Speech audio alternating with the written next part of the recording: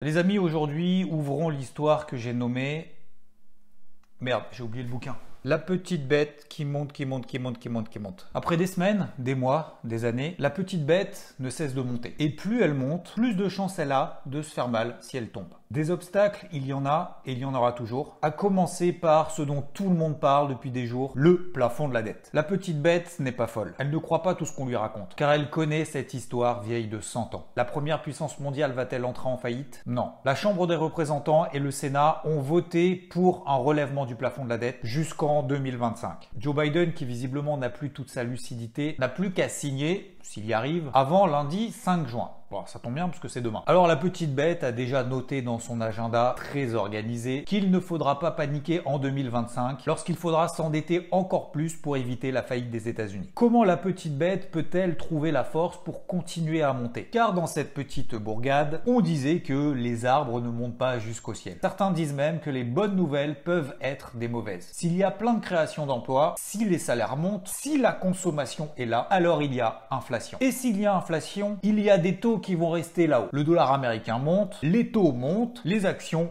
baisse. Et cette semaine, en effet, on a peut-être eu des bons chiffres de création d'emplois, que ce soit l'ADP et le NFP, tous les deux meilleurs que prévu. Mais dans le même temps, on a eu un indice PMI manufacturier sur l'indice des prix qui montre que le prix d'achat des biens et des services réalisés par les manufacturiers a fait l'une des plus grosses baisses le mois dernier depuis près de 2 ans. On a eu aussi la confirmation que la hausse des salaires le mois dernier était à plus 0,3% comme attendu, et il y a même mieux que ça. Le chiffre du mois d'avril qui a déjà été publié a été révisé dans le même temps à la baisse. Ce n'est plus donc plus 0,5% qu'on a eu au mois d'avril, mais plus 0,4%. Alors la petite bête se dit peut-être que d'ici la fin de l'année, on aura le fameux pivot de la Fed, un début de baisse des taux. Petite bête préfère se focus sur l'inflation pour continuer à grimper. Mais attention, parce que les obstacles arrivent. Et elle n'est pas guêpe, la folle. Allons au Japon. Oui, parce que petite bête aime bien voyager. Les marchés obligataires de la zone euro risquent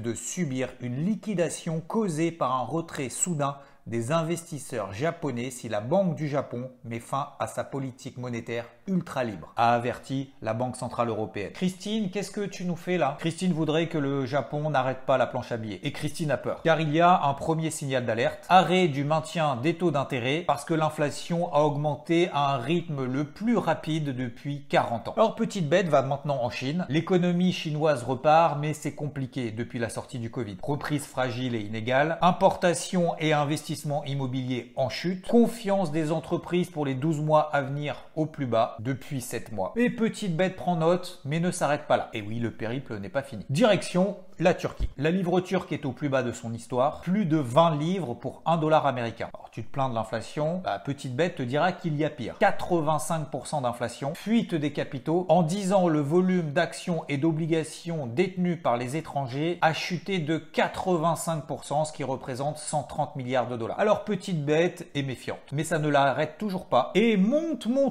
avec sa casquette verte, parce que pour elle le plus important c'est que l'inflation se calme. Et d'ailleurs en zone euro, on a eu des chiffres qui ont été publiés cette semaine. Elle est passée de 7% à 6,1%, un plus bas depuis l'invasion de l'Ukraine par la Russie. Et c'est même mieux que les 6,3% attendus. Faudra même d'ailleurs continuer à remonter les taux d'intérêt en zone euro parce que l'objectif des 2% est encore bien loin. Et petite bête a eu très chaud cette semaine parce qu'on s'est approché des seuils de polarité daily sur beaucoup d'indices. DAX 15 700, Dow Jones 32 700. Mais petite bête est combative, ouverte et voit bien que les indices forts le restent et continuent à l'être, comme le Nasdaq ou le Nikkei. Ça fait peur parce que c'est haut, c'est pas suffisant pour l'arrêter. Et elle s'assure de ne pas oublier le chemin qu'elle a en tête, qu'elle s'est fixé au travers par exemple du carnet de bord et des plans de trading de la semaine, pour continuer à travailler dans le sens qu'elle s'est fixé, parfois même contre vents et marées. Dow Jones et SP500 étaient d'ailleurs sa priorité et ça a enfin payé. Preuve qu'il faut continuer à persévérer malgré le bruit de marché, et parfois il faut savoir aussi se récompenser avec des TP comme nous l'avons fait, tout en se laissant porter par le flux haussier. Alors petite bête est plus hamburger que baguette, plus Coca que vinasse, plus Wall Street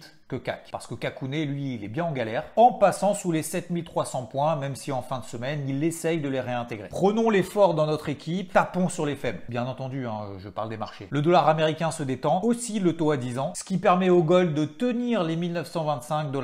C'est une zone clé hebdo à ne pas enfoncer. 1970 $, c'est un cap qui reste encore à passer. Alors il essaye, mais c'est dur. Bah oui, c'est pas là que l'action se passe. Le pétrole a touché le fond. Possible, c'est en tout cas les plus bas annuels qui sont en train d'être testés. Ça s'achète. Ça ne se vend pas. Alors, sans oublier que Petite Bête a dans son sac des cryptos. Oui, parce qu'elle aime bien se diversifier. Alors ça rapporte pas grand chose cette semaine sur Bitcoin, sur Ether, qui sont scotchés ici depuis des semaines. Mais n'oublions pas la tendance primaire, la tendance qui est haussière depuis le début de l'année et qui ne sera remise en question que si on ne passe sous les 25 000 $ sur Bitcoin, 1700 $ sur Ether. Alors en attendant, ce sont les altcoins qui prennent le relais, telle une alt season qu'on attendait. Alors la morale de cette histoire, peut-être que Petite Bête doit se montrer prudente à force d'avancer et de monter, sachant tous les obstacles qu'elle devra continuer à traverser. Mais en attendant qu'elle enfonce les seuils de polarité, 33 000 sur le Dow, 4 200 sur le SP500, 14 000 sur le Nasdaq, 15 700 sur le DAX, 30 600 sur le Nikkei. Bon, la chèvre CAC 40, au contraire, on lui mettra plutôt un coup s'il repasse en dessous des 7200. Échec, sous résistance, tout ça. Eh bien, Petite Bête préfère voir encore le verre à moitié plein, dans le sens du vent, plutôt que de s'y opposer, parce que un jour, peut-être, un échec arrivera et remettra en question tout ce qu'elle a parcouru. Parce que jusqu'à présent, c'est ce qui lui a permis d'avancer. Force et honneur. Et oui, on n'oublie pas de mettre les pouces, de s'abonner et tout.